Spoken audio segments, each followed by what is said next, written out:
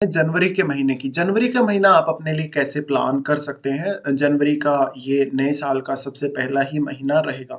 तो अगर आपका मकर लगन है तो कुछ इस प्रकार से आपका चार्ट बनेगा जनवरी महीने के अकॉर्डिंग। और यहाँ आप देख सकते हैं जो आपको प्लैनेट्स की जो प्लेसमेंट यहाँ नज़र आ रही है वो कुछ जनवरी के हिसाब से ही यहाँ आपको दिखाई गई है। सबसे पहले हम आगे बढ़ने से पहले गोचरीय स्थितियों पर विचार कर लेते हैं और देख लेते हैं कि कौन-सा ग्रह कहाँ गोचर कर रहा है और कब वक्री हो रहा है। उसके बाद इस चार्ट के हिसाब से आगे बढ़ेंगे। गोचर में अगर हम बात करें तो सबसे पहले सूर्य को देखते हैं। सूर्य 14 जनवरी तक धनु राशि में रहने वाले हैं। इसके बाद इनका गोचर मकर राशि में रहेगा। बुध का गोचर रहेगा 4 जनवरी से धनु में और ये 4 जनवरी से ही प्रवेश कर रहे हैं धनु राशि में और इसी राशि में ये पूरे महीने लगभग रहेंगे। शुक्र का गोचर कुंभ में रहेगा और 28 जनवरी से ये मीन राशि में प्रवेश कर जाएंगे। मंगल का गोचर रहेगा मिथुन राशि में, बृहस्पति रहेंगे वृषभ में वक्री और 4 फरवरी तक इनका वक्री काल रहेगा। तो बृहस्पति का जो वक्री काल है वो भी हमारे लिए काफ़ी ज़्यादा इम्पोर्टेंट है अब। शनि का कुंभ में है और इस समय गोचर और चंद्रमा का 1 जनवरी को हमें गोचर देखने को मिलेगा मकर राशि में, राहु का मीन में और केतु का कन्या राशि में फिलहाल गोचर है और इनके गोचर में कोई भी बदलाव फिलहाल नहीं हुआ है। तो ये गोचरीय स्थितियाँ हैं जिनको हमें ज़रूर देखना चाहिए जब भी हम मंथली विश्लेषण करते हैं। सबसे पहले यहाँ शुरुआत करेंगे लग्नेश से। लग्नेश आपके शनि बनते हैं, शनि आपके दूसरे भाव में फिलहाल ट्रांजिट कर रहे हैं। तो देखिए अभी भी कुछ एक्स्ट्रा रिस्पॉन्सिबिलिटीज़ आपके परिवार की, आपके प्रोफ़ेशन वाइज़ यहाँ शनि दिखाते हैं और कहीं न कहीं आपकी वाणी को भी ये प्रभावित करेंगे। तो अपनी वाणी को लेके आपको थोड़ा ज़्यादा यहाँ अवेयर रहना पड़ेगा। हालाँकि शुक्र के साथ शनि रहेंगे तो धन संपत्ति के मामले में कोई आप बड़ा डिसीज़न इस समय ले सकते हो।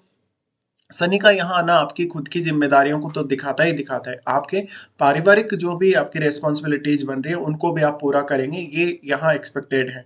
शनि का दृष्टि यहाँ से आपके 4th हाउस पे रहेगा। 4th हाउस पे वो आपके डोमेस्टिक सुख को प्रभावित करेंगे जब वो शुक्र के साथ बैठे हैं। तो आप अपना घर का कोई भी ऐसा कार्य निपटा सकते हैं या घर का कोई ऐसा काम कर सकते हैं, जिसमें आपको बहुत ज़्यादा हार्ड वर्क करने की ज़रूरत है, जिसमें आपको बहुत ज़्यादा मेहनत करने की ज़रूरत है और कहीं न कहीं आप थोड़ा लग्ज़री का सुख भी हासिल कर सकते हैं शुक्र के 2nd हाउस में होते हुए। तो अब यहाँ आप कुछ बड़े चेंजेस भी एक्सपेक्ट कर सकते हैं। आप अपने घर के लिए कुछ खरीद रहे हैं, प्रॉपर्टी वगैरह खरीद रहे हैं या घर में कोई कंस्ट्रक्शन से रिलेटेड काम कर रहे हैं, तो वो भी आप कर पाएँगे। शनि का यहाँ से जो दृष्टि रहेगा वो आपके 8वें भाव पे रहेगा। 8वें भाव पे दृष्टि रहेगा तो ये आपके लिए रिसर्च पर्पज़ के लिए अच्छा है, अकल्ट से जुड़े कामों के लिए भी काफ़ी अच्छा साबित होगा। यहाँ शनि का दृष्टि का होना कहीं न कहीं आपके जीवन साथी की फैमिली से आपको थोड़ा तनाव का सामना करना पड़ सकता है। अगर आपको पैतृक संपत्ति में किसी भी प्रकार का विवाद है या आपको तनाव का सामना करना पड़ रहा है, लड़ाई झगड़े का सामना करना पड़ रहा है, तो उन स्थितियों से अब आप निकल पाएँगे। यहाँ सबसे बड़ा रोल रहेगा आपके खुद का, आपके एफर्ट्स का और आप किस तरीके से डिसीज़न लेते हैं। शनि का यहाँ जो दृष्टि पड़ रहा है, आपको हायर स्टडीज़ में काफ़ी मदद करेगा। अगर आप कोई बहुत डीप स्टडी करना चाह रहे हैं या कोई बहुत डीप रिसर्च करना चाह रहे हैं, तो शनि यहाँ आपको सपोर्ट कर रहे हैं। उसके बाद शनि का यहाँ से जो दृष्टि है, वो आपके 11वें भाव पे 11वें भाव पे जो शनि का दृष्टि है, ये आपके लिए काफ़ी मायनों में इम्पोर्टेंट कहा जा सकता है। यहाँ इनका दृष्टि का होना आपके लिए कुछ एक्स्ट्रा इनकम सोर्सेज ला सकता है और वो सिर्फ और सिर्फ आपकी खुद की ही हार्डवर्क या खुद की ही मेहनत से होंगे। अब देखिए लग्नेश होने की वजह से यहाँ ज़्यादातर जो एफर्ट हैं, ज़्यादातर जो कार्य हैं आपको खुद ही करने चाहिए और आपको किसी के ऊपर डिपेंडेंसी यहाँ नहीं रखनी चाहिए। इसके बाद हम यहाँ से आगे बढ़ जाते हैं, देख लेते हैं जुपिटर को। जुपिटर आपके चार्ट में तीसरे घर के स्वामी है और वो आपके 12वें भाव के भी स्वामी है।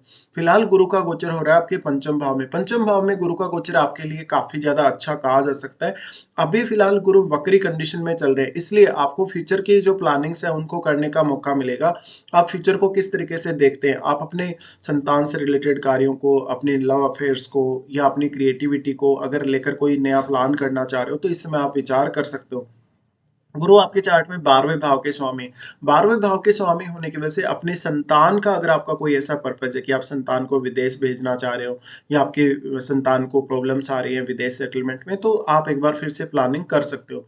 इसके साथ-साथ आपके 3rd हाउस के भी स्वामी गुरु बनते हैं। 3rd हाउस के स्वामी गुरु होने की वजह से यहाँ पर आपको मान लीजिए संतान की वजह से या अपनी एजुकेशन के लिए कोई शॉर्ट टूर करना है या कोई ट्रैवल करना है, तो आप वो भी प्लान कर पाओगे। गुरु का अगर हम दृष्टि देखेंगे तो गुरु का सबसे पहले यहाँ दृष्टि पड़ेगा नवम भाव पर। इसके लिए आपको ज़्यादा से ज़्यादा नवम भाव से जुड़ी हुई प्लानिंग्स को करना चाहिए और यहाँ जो दृष्टि पड़ रही है उसका इफ़ेक्ट कहीं न कहीं आपके पिताजी के साथ रिश्तों पर भी पड़ेगा और केतु यहाँ ट्रांज़िट कर रहे हैं तो कुछ आप बड़ा एक्सपेक्टेशन यहाँ से ना रखें अपने नवम भाव से। गुरु का यहाँ दृष्टि है तो आपको ये हेल्प करेगा ज़्यादा से ज़्यादा किसी भी विषय को अंडरस्टैंड करने में या किसी भी विषय से संबंधित अगर कोई रिसर्च वगैरह कर रहे हैं, कोई हायर स्टडीज़ की तरफ जाना चाहते हैं किसी भी विषय में, गुरु का दृष्टि आपके 11वें भाव पे भी रहेगा। 11वें भाव की दृष्टि काफ़ी ज़्यादा अच्छा कहा जा सकता है। यहाँ पर आपको गुरु कुछ एक्स्ट्रा इनकम सोर्सेज़ के मामले में अच्छे रहेंगे। यहाँ पर आपको नए-नए आइडियाज़ दे सकते हैं जिसमें आप अपनी विवेकशीलता या अपनी बुद्धिमत्ता का अच्छे से इस्तेमाल कर सकते हो। गुरु का यहाँ दृष्टि है तो आप अपनी खुद की स्किल्स की वजह से या खुद की हॉबीज़ की वजह से कुछ नया अपने लिए क्रिएट कर सकते हैं।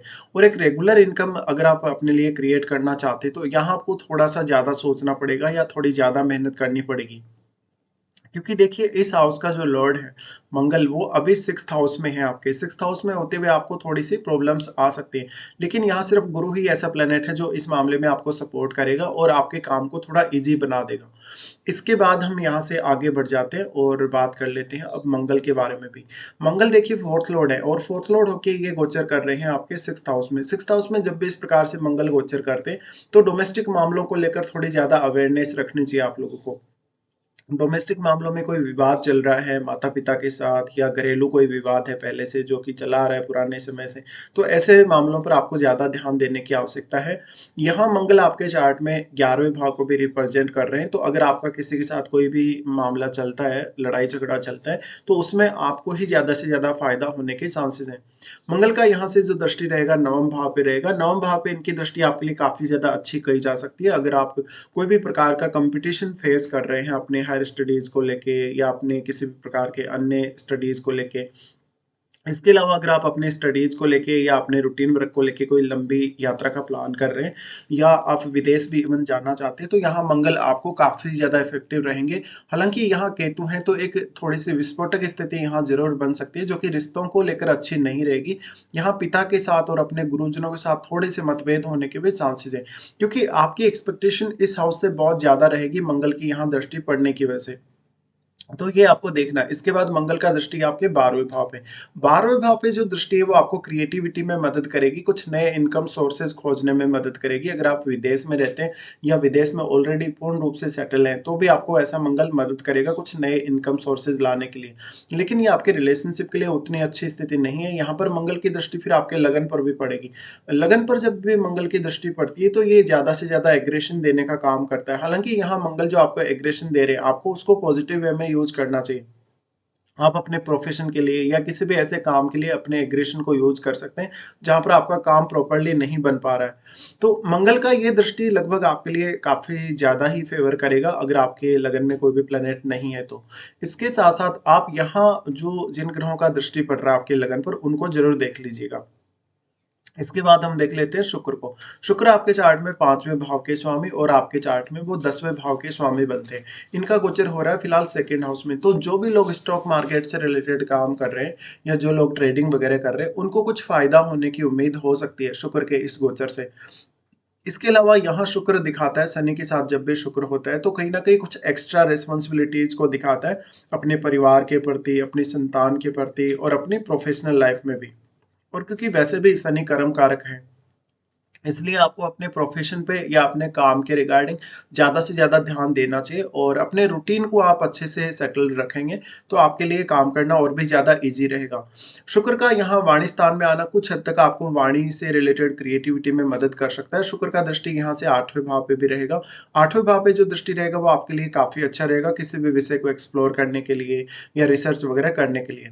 इसके साथ-साथ शुक्र यहाँ से आपको कुछ एक्स्ट्रा इनकम सोर्सेज़ दे सकते हैं या कुछ लग्ज़री आइटम्स के लिए आप यहाँ प्लान कर सकते हैं। ये ज़्यादातर आपको अपने इन-लॉज़ से मिल सकते हैं या अपने माता-पिता से भी आपको धन और संपत्ति मिल सकती है। तो शुक्र का ट्रांज़िट काफ़ी ज़्यादा अच्छा कहा जाएगा। हालाँकि शुक्र का जो ट्रांज़िट है शनि के साथ शुक्र रहेंगे तो ये रिलेशनशिप के लिए उतना अच्छा नहीं मानते हैं। इसमें काफ़ी सारी बाउंडेशंस, काफ़ी सारी एक्स्ट्रा रिस्पॉन्सिबिलिटीज़ आपके ऊपर आ सकती हैं शुक्र के शनि के साथ होते हुए। इसके बाद यहाँ से हम आगे बढ़ेंगे और बुध के बारे में विचार करेंगे। बुध आपके चार्ट में छठे भाव और नवम भाव के स्वामी बनते हैं। बुध का गोचर अगर देखा जाए तो बुध 12वें भाव में फिलहाल ट्रांजिट कर रहे हैं। 12वें भाव में बुध का ट्रांजिट आपके लिए काफ़ी ज़्यादा अच्छा कहा जा सकता है।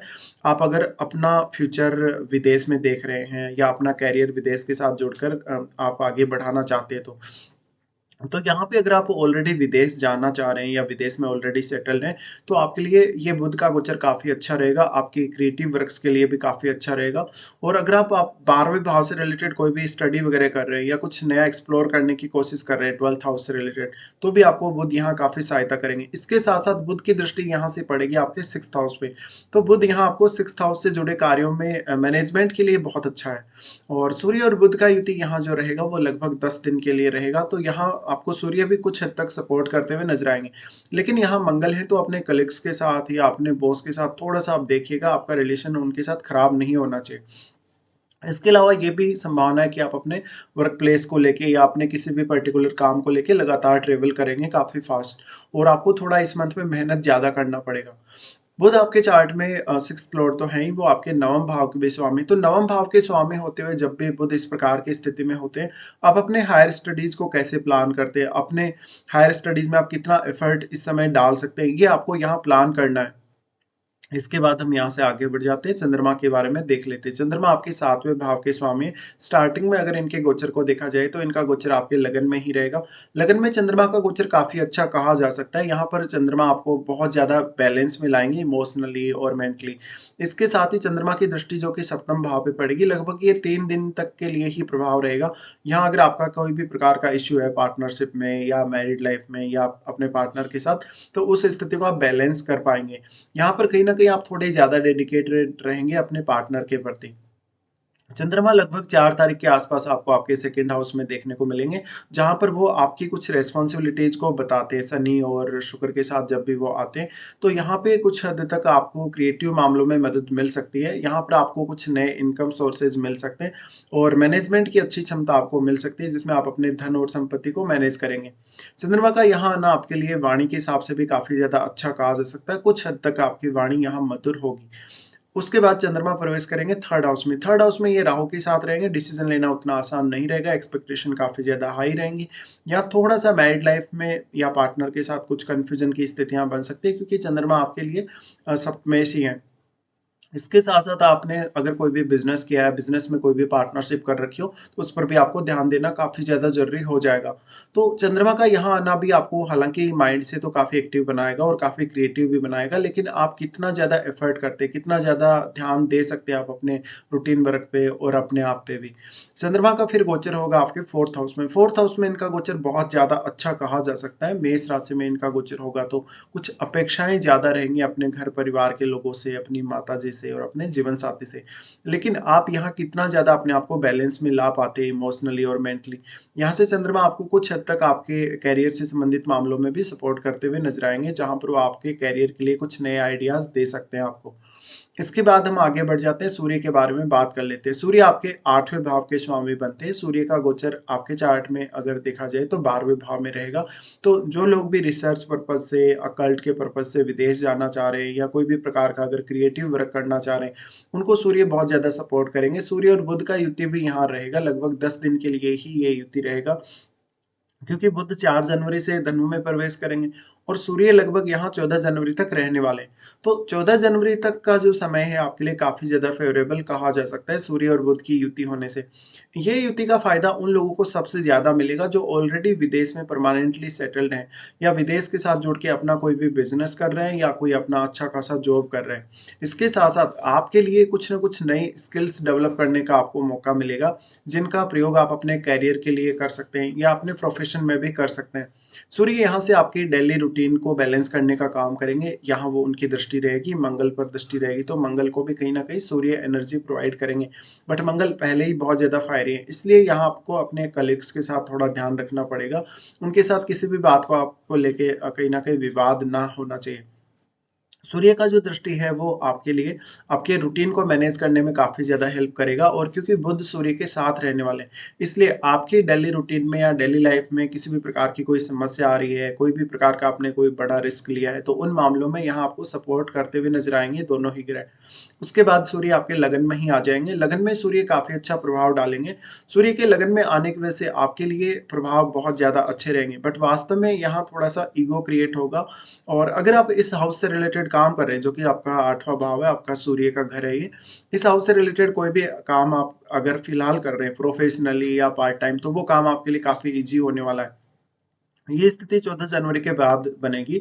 लगन में सूर्य का आना आपको मान-सम्मान और प्रतिष्ठा के दृष्टिकोण से भी काफ़ी ज़्यादा अच्छा कहा जा सकता है। सूर्य का यहाँ आना आपको बहुत सारे नए-नए इनसाइट्स देगा, आपको कुछ नए आइडियाज़ देगा अपने पर्सनल लाइफ़ के लिए। इसके साथ ही सूर्य का यहाँ आना मैरिड लाइफ़ के लिए तो उतना अच्छा नहीं है, इनकी दृष्टि सप्तम भाव पे पड़ेगी, तो जीवन साथी के साथ थोड़े हल्के मनमुटाव देखने को मिल सकते हैं। तो यहाँ पे हमने सभी ग्रहों के बारे में फिलहाल डिस्कशन किया और राहु और केतु के बारे में अभी हम कोई खास चर्चा नहीं करने वाले। राहु और केतु के बारे में पहले ही ऑलरेडी बहुत सारी चर्चाएँ हम कर चुके हैं। अब हम आगे बढ़ जाते हैं, कौन-कौन से अच्छे दिन हैं आपके लिए, कौन-कौन से खराब दिन हैं, उन दिनों की चर्चा यहाँ कर लेते हैं। सबसे पहले अच्छे दिनों की अगर बात की जाए तो 7 से 10 तारीख तक, 14, 15 और 21 और 22 ये दिन आपके लिए बहुत ज़्यादा बेहतर रहेंगे। अगर आपका कोई भी काम नहीं बन पा रहा, किसी भी काम में आपको बहुत ज़्यादा प्रॉब्लम आ रही है, रुकावट आ रही है, तो आप इन दिनों में उन कार्यों को प्लान अवश्य ही कर सकते हैं। इसके बाद देख लेते हैं कौन-कौन से खराब दिन आपके लिए निकल कर आने वाले हैं इस मंथ में। आपके लिए जब चंद्रमा का गोचर मिथुन राशि में होगा तो 11 से 13 तारीख तक ये स्थिति बनेगी। इस दौरान मेनली आपको अपने रूटीन को बहुत ज़्यादा बैलेंस में रखना पड़ेगा। यहाँ ऑलरेडी मंगल का ट्रांज़िट है आपके छठे भाव में, इसलिए थोड़ा-सा गुस्सा और एग्रेशन ज़्यादा रहेगा। चंद्रमा का जो ट्रांज़िट है वो आपके लियो में जब होगा 16 और 17 को अचानक से कोई बड़ा धन लाभ होने के चांसेज़ हैं। 16 और 17 को आपकी आर्थिक स्थिति में कोई बड़ा बदलाव होगा या अपने धन संपत्ति को लेकर आप कोई बड़ा फैसला लेंगे।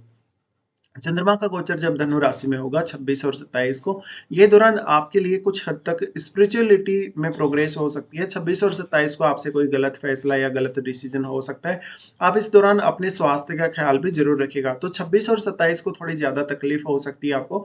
आपका कोई भी पेंडिंग खर्चा जो अभी तक काफ़ी ज़्यादा पेंडिंग चल रहा था, वो भी आपका 26 और 27 को ही हो सकता है। तो फिलहाल हमने यहाँ पे अच्छे से पूरा डिस्कशन किया और फिलहाल आपको वीडियो देखने के लिए धन्यवाद।